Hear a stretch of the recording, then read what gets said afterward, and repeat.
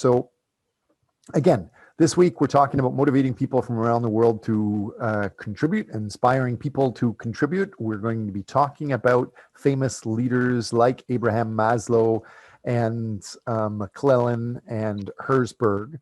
But the main lesson that I'm going to be teaching is that although anybody can propose theories, there's a lot that can always be changed. These experts, even though they are world famous and respected, they have mistakes. And so we're going to be going through those.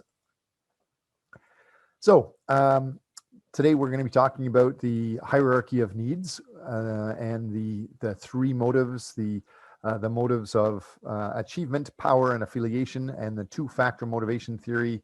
Part 2, we're talking about a discussion. Hopefully you guys are going to be analyzing some of these details and the expectancy theory, what you guys expect, and the idea of the cultural intelligence.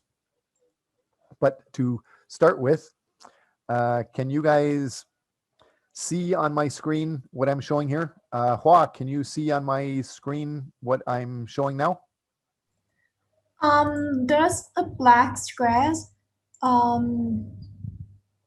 I do see the glass outline, but it's also a black square. Is that only in my computer? It should be showing the, is this clear? Are you able to see this? Yeah. I think it's good now. Okay. So again, we're talking about Abraham Maslow and his hierarchy of needs. Almost every one of you should have heard about it. If you haven't heard about it, you will probably be hearing about it in the future when you're going to some academic parties. This is a very famous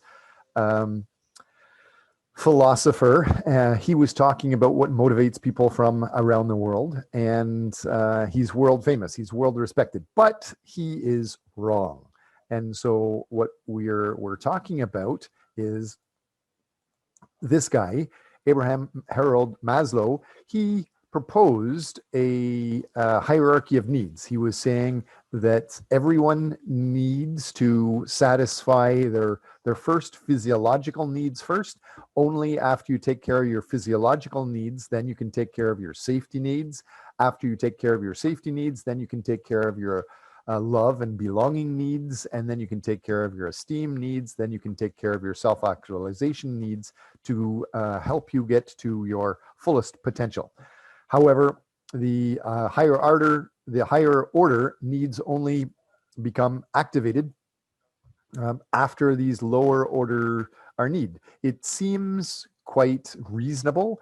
As a Canadian, as a North American talking about this, it seems practical for everybody to understand it. However, one of the problems that a lot of people make is they forget the idea of ethnocentric or being parochial. You forget that you make a lot of your decisions based off of your environment, and you forget that people around you sometimes in other areas have other environments, other situations. For example, you may notice on Facebook a lot of people are saying there are world challenges or world competitions, but when in reality that is only dealing with a competition throughout United States. It's only within one country. It's not the actual world itself. And Maslow's hierarchy of needs is the same way. He has proposed this, and he says it's for the world, but it is a North American theory for North American type of people. And sometimes in people like where we are now in East Asia, it doesn't work. For example, in East Asia, in Korea, there are people that are more group focused than anywhere else in the world. Korea and Japan are very communitarian focused. A lot of people will even think about their lunch only after they're thinking about the highest level person in their group, which would be impossible for a person in North America to understand, how you would think about hunger, somebody else's hunger before your own. But nonetheless, in North America. These are theories based off of people's needs themselves. What it's talking about, and there's a lot of research even going through, this is showing the International Journal of Technology and Engineering, September 2019, the impact of human resource practices on employees' performance through job satisfaction, even in Saudi port authorities, based on the assumption of Maslow's theory. We don't need to read all of this, but what we're seeing is that people in the Middle East are assuming their motivations are following Maslow's needs. Well, it doesn't always work. And so as we look through it, what it says is that companies should focus on the first thing is the physiological needs at the bottom. Offer the restroom, offer a place to get drinks of water, breaks for the basic, safety needs, and then the meals and snacks and a comfortable working environment. Then you can get into the safety needs, provide a helmet and a warning system at construction sites, and pay security allowances, something like that. Then you would get into the love and belonging, ensure that employees' work-life balances and working environments without discrimination or conflict might be an issue. Then you could get into the respect or the esteem and provide some rewards or recognition based off of the higher level. And then you get to the highest level, according to Maslow, the self-actualization.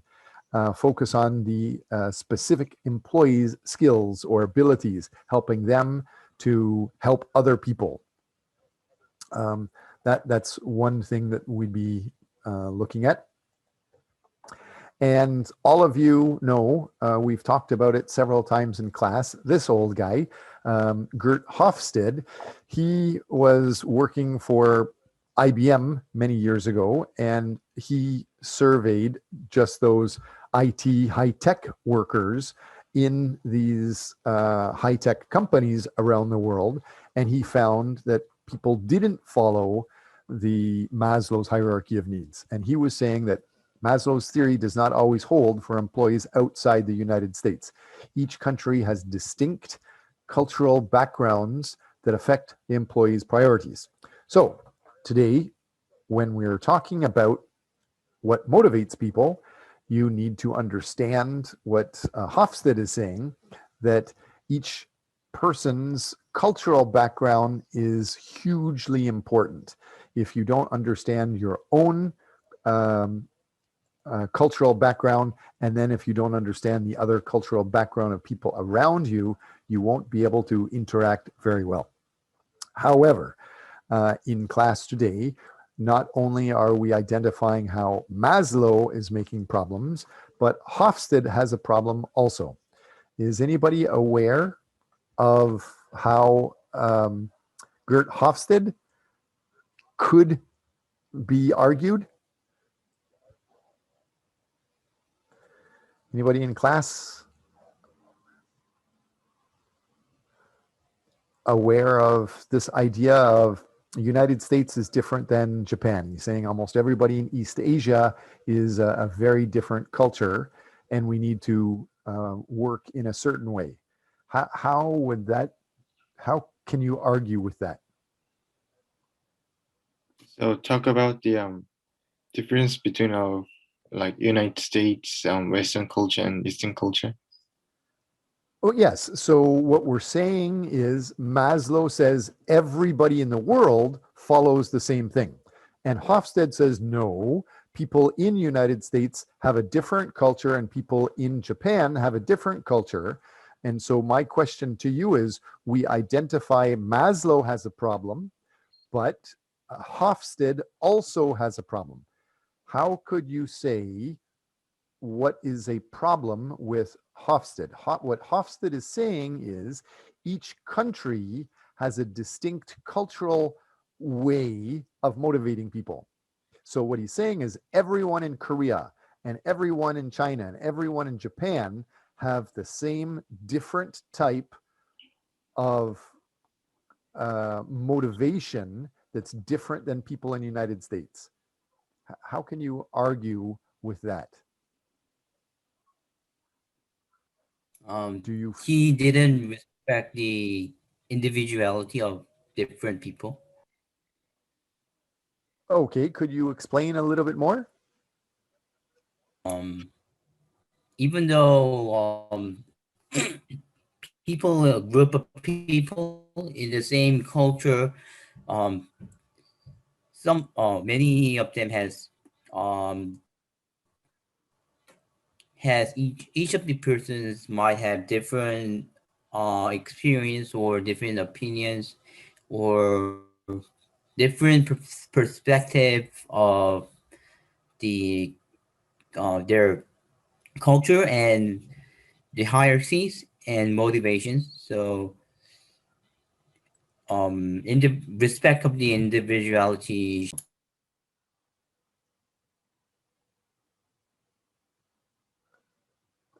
Oh, it seems like you cut off there. Can somebody help him explain what we're talking about?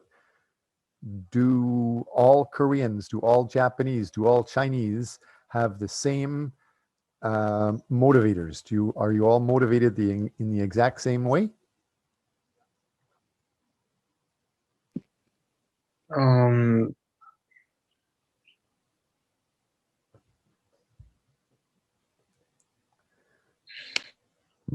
Moon Tae-kyun, do you have a comment?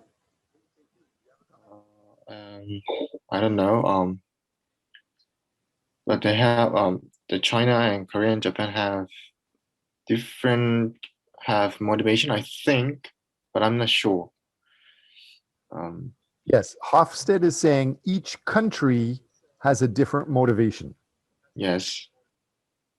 But to make it easiest for you guys to understand, are you motivated by the exact same thing as your grandmother, for example, in Korea?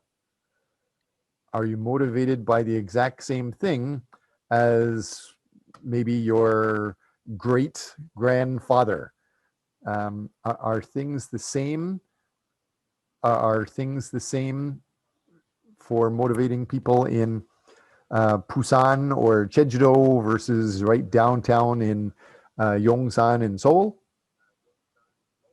No, I don't think so. So what could you say? Hofstede says everyone in Korea has the same motivations. You all have the same type of power distance. You have the same type of individualism, masculinity, the same type of uncertainty avoidance. Everyone in Korea.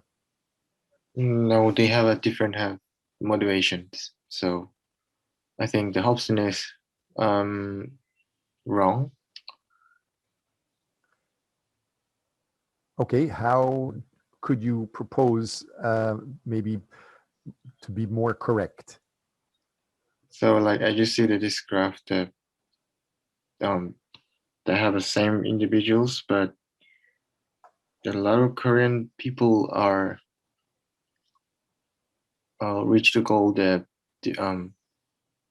different motivations. So yeah.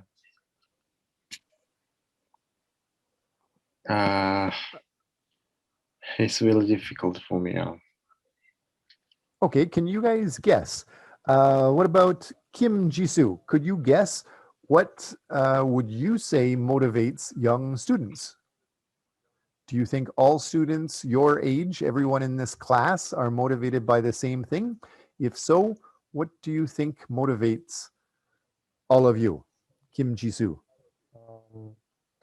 It's very different from for all of us. I think it's kind of um the SNS can motivate us, or it's various to um express the motivation. I think, yeah. So you're saying each person has different motivations? Okay, what could be your motivation? What motivates you to work hard, study hard, to try to learn a lot about one topic? You know, um I I like I like sports, and I like to watch particularly on sports. So sports can be my motivation. Yeah. Okay, sports motivates you. Um, okay. What about is Yi Dong Young or Song Jin Jung? Are you here in class today? Anybody see if they're part of our class today? I doesn't look like I see them yet. Yes, Yi Dong Young, you should be in class. What would be your comment? I'm asking you guys because your group, it's your turn to actually present now.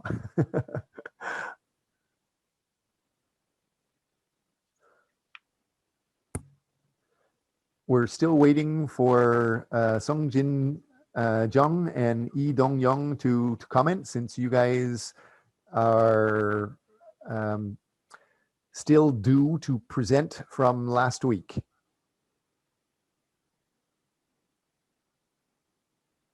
I see that you're in class. Is there, your microphone's not working?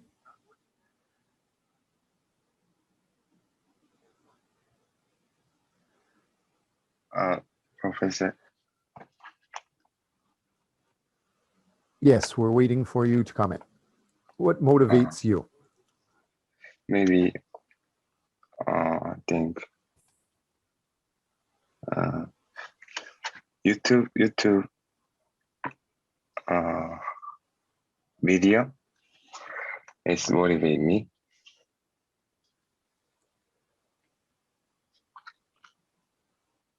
Could you describe a little bit more about that? because there is many video about how they make money, how they like live.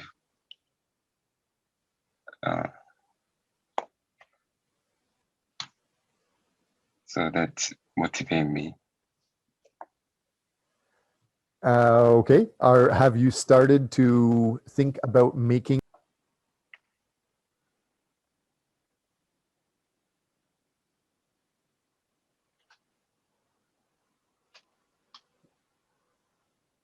We're waiting for you to answer the question. As soon as you answer the question, we'll go on to the next slide. Can you ask me one more? I didn't hear that. Yes. You were saying that you are motivated by YouTube. So I asked, have you decided to make your class report into a YouTube presentation?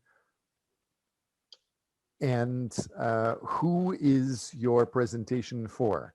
Who are you making the presentation for? Presentation about video. Yes. So you said YouTube motivates you. So how can you use the class activity to motivate you? Are you going to use the YouTube to make a presentation of our class project? Yes, but I didn't make yet presentation. Okay, time to move on. This next presentation is a short video that actually is talking about Dave McClellan has identified several different ways let's just go through and summarize the details first. In 1961, he identified 3 motivators that we believe we all have. Similar to Maslow, he was saying everyone has a need for achievement, then everyone has a need for affiliation, and everyone has a need for power. And so people will have different characteristics depending on your dominant motivator. So what would you say is your motivator? What would you say is motivating you? Is it a need for achievement, a need for affiliation, combining with other people, or a need for power? So again, we saw that David McClellan was identifying some people have a need for achievement, wanting to do things. Some people have a need for being a part of a group or belonging, fitting in with the class or with friends. Other people have a need to be powerful and control others. So there's a variety of different things that he was talking about. Again, McClellan was saying that the need for achievement shows a stronger desire to perform at a more advanced level than the peers, set accomplishing goals. Other people have a need for affiliation, belonging with others, have a desire to participate and cooperate with different activities. These people want to belong in a group, so they want to go along in the general opinion. Other people have a need for power. They prefer being competitive, actively seeking to gather symbols of status. So enjoy status and recognition. They want influential power. They want to thrive to win in an argument. So what type of person would you say that you are most likely? We have identified there are people that are motivated by physiological needs like food, water, shelter. Other people are motivated by safety, the security, body, resources, property. Other people are motivated just by love and belonging. They want to have friendship and family, a sense of connection. Other people have a sense, as Maslow says, with esteem. They want to be confident and achievement and respected by others. Other people have a sense of motivation by self-actualization, morality, creativity, acceptance. Other people say things like a Maslow, that you are described by your power distance, your individualism, your masculinity, or your uncertainty avoidance, your long-term orientation. He basically says almost all people in Korea have a very high uncertainty avoidance, and they have a very high career focus, and they're very low sense of individual. So they want to just do what everybody else is doing, and they don't want to try being different. Do you believe that you are following Maslow's motivations, or are you following the need for achievement, or the need for affiliation, or the need for power, according to McClellan? So we're going to talk a little bit more about how some countries are different, and then we're going to break up into groups, and we're going to be talking about what motivates you guys.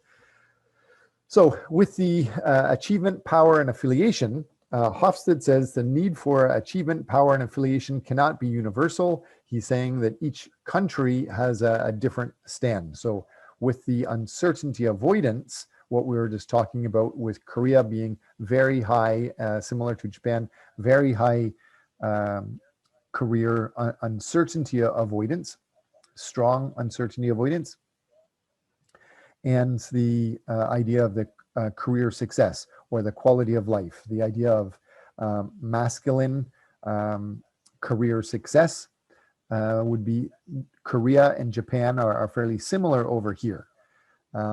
So very low as far as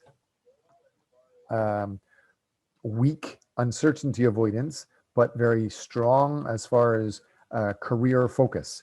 So although some Koreans may not like some aspects of Japanese, there are some cultural similarities between the Koreans and Japanese.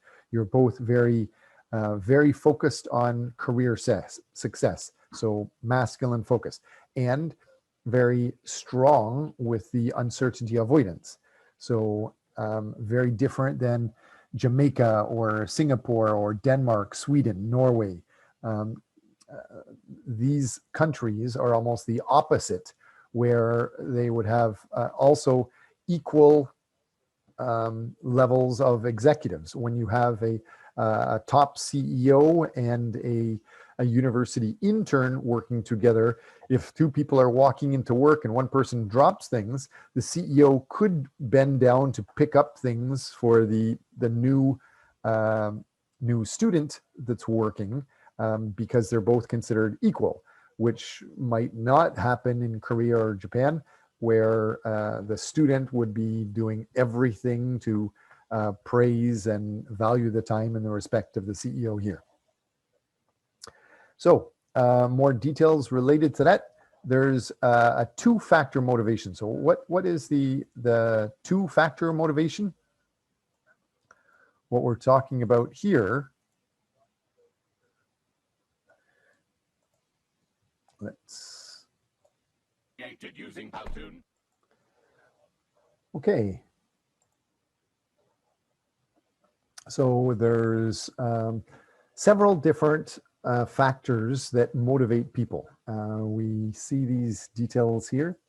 We see the two-factor motivation. To clarify these, there's intrinsic versus extrinsic. The idea of extrinsic factors are hygiene. These demotivate people, and intrinsic factors, they energize or motivate people. So what he's saying is that intrinsic motivational factors are the work itself, the responsibility, the recognition, achievement, advancement. Those are similar to the self-actualization and esteem. And the bottom parts of Maslow's hierarchy of needs, he would classify, some people would say, as the extrinsic, the idea of poor working conditions. They don't motivate you, but they take the motivation away from you. If you don't have these, if you don't have basic safe working conditions, then you're not motivated to go to your job or to do your job at all. Same thing with supervision. Same thing for relations with the coworkers, or the basic salary, or the company policy administration. These, we would say, are the hygiene features. Some people associate these with love and belonging, safety, physiological needs. So if you don't have these, then you can't be further motivated. You generally need these to be motivated to go further. So again, when we're looking at these with Hofstede, he says that the culture influences factors that motivate and demotivate behavior. Highly individualistic or productivity-oriented American culture, very different than the Swedish and the Norwegian culture, which are more collectivist and quality of life oriented. So in every culture, there's certain factors that act as motivators and other factors that are demotivators. Specific motivators and their relative importance are unique to each culture and situation. So he's saying that you need to understand in United States, you have the individual person trying to get the biggest power and the most power, versus, for example, in Scandinavia, in Sweden and Norway, where everybody is very equal oriented, you'll have more people focused on the quality of life, and you're at an equal level. So there's bigger differences there. It might be harder to understand when we take a look at countries like China, that has 1.4 billion people, and India, that has about 1.4 billion people. Then Geert Hofstede's features, the cultural collection, the motivations of 1.4 billion people wouldn't be the same. Same thing in China, same thing in Japan. But also, would you say that there are some people in Korea that have different cultural motivators than others? Do you think young IT people in Korea are motivated the same way as people that are in the countryside out in Cholanamdo or other areas outside of the big cities? What would you guys say? How many big different cultural differences or motivators would you say you could identify in Korea? Anybody?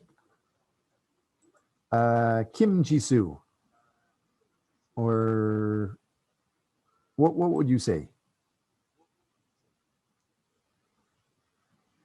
Or Kim Yoon-so, what would you say? Can you identify different Korean cultural motivators, or do you think everyone in Korea is basically motivated the same way?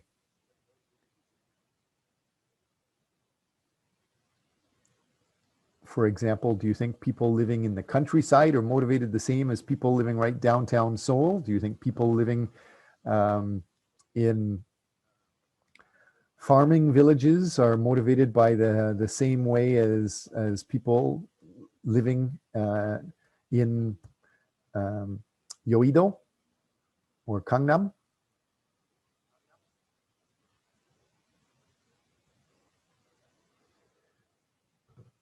Jen, head in. What about you?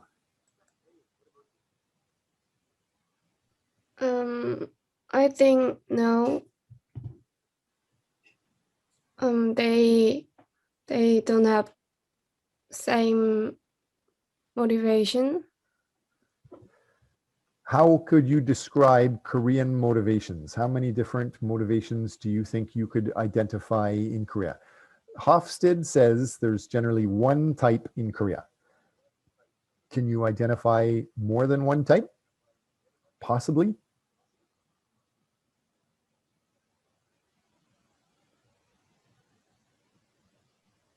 Yes, I think.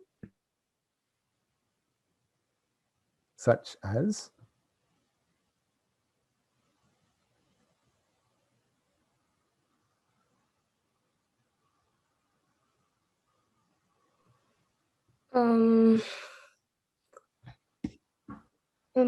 I don't know. What motivates you versus what motivates your grandmother or your grandfather, for example, or somebody right downtown in Yeouido or in Gangnam or in a different farming village, or a fishing village?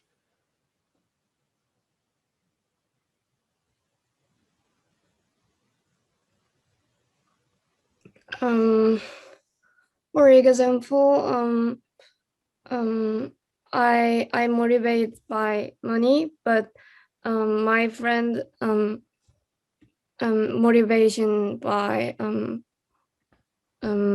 cheer or per I didn't hear you. You said your friend might be motivated not by money, but by something else. What did you say? Your friend is motivated by? Motivate other things like cheer by their family. Okay, by happiness. So okay. Yeah, happiness. Yeah.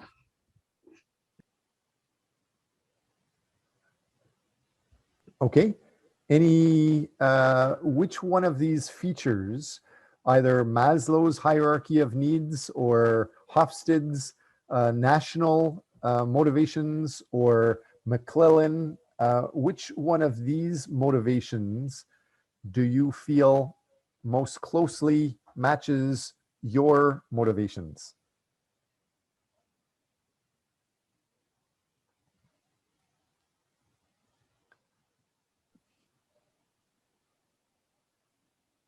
I think the Frederick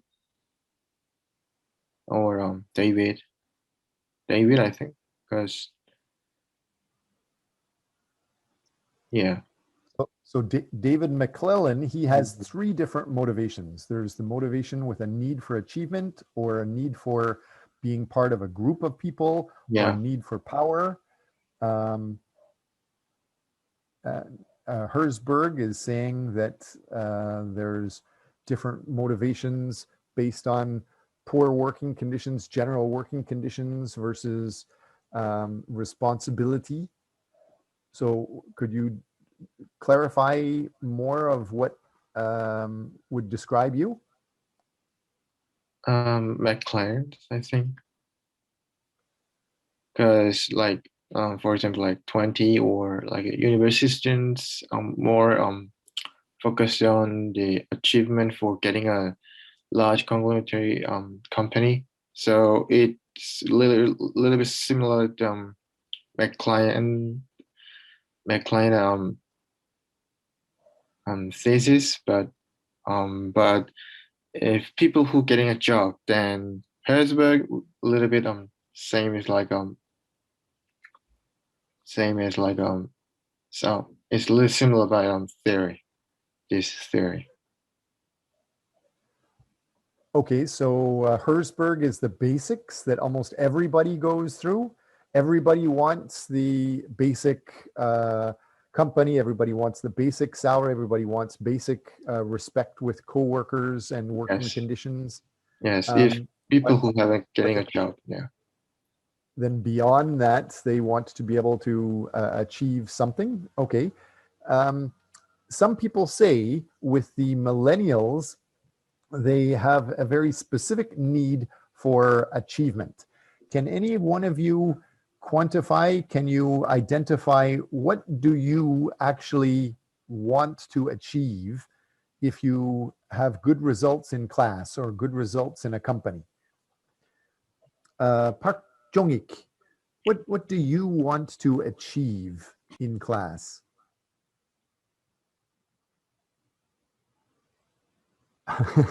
Everybody has left class. No, Im, I'm here back, so okay. yeah. What would you say is your need for achievement? What do you need in class? Needed achievement, getting a pass grade first, yeah, Oh, okay. yeah. And learning a lot of culture management knowledge.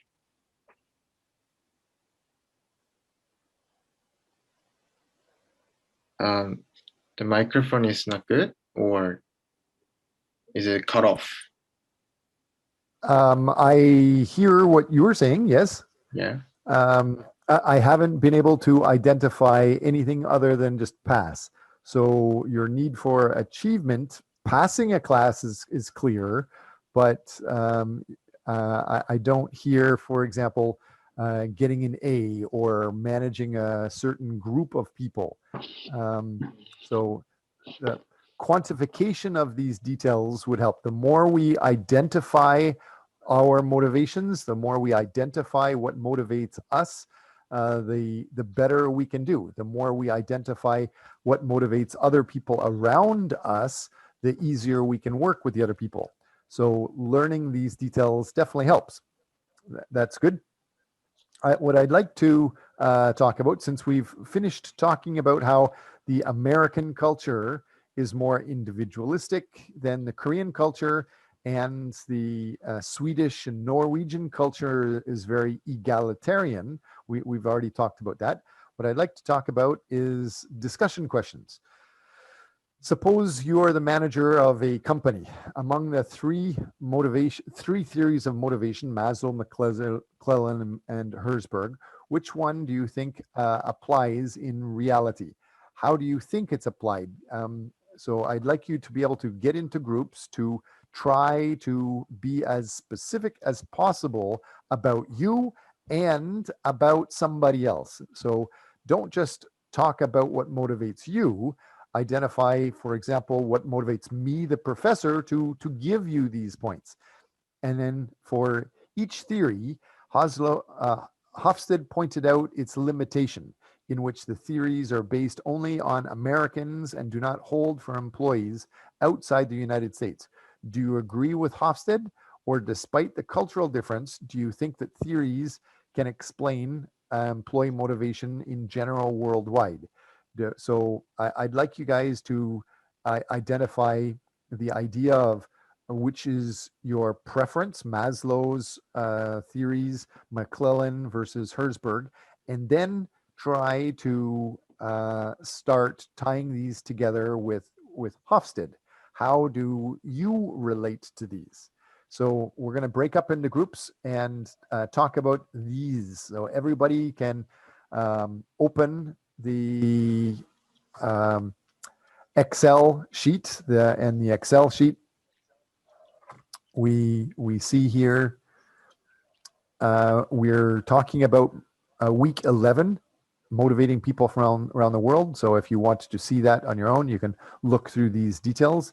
There's more information about individual needs and looking inside Google's offices to explain these. But I want everybody to be able to talk about your preference for what motivates you and how you might be different than somebody else in the class.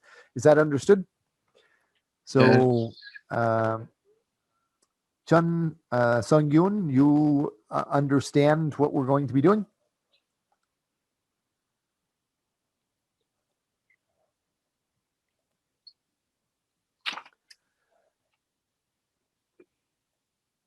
So we have,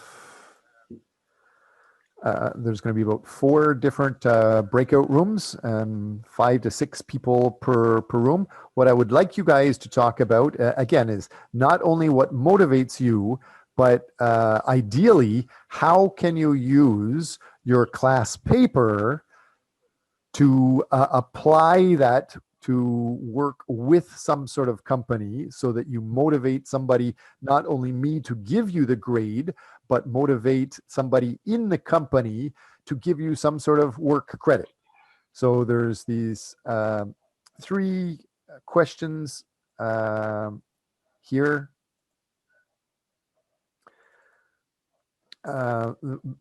Again, make sure we identify that you are the manager of a company, and among these 3 theories of motivation, Maslow's, McClellan, and Herzberg, which one do you think applies in reality? How do you think it's applied? Specifically, how could you use your class project, your class paper, to work with a company? And then talk about ideas of Hofstede and how national details would be different.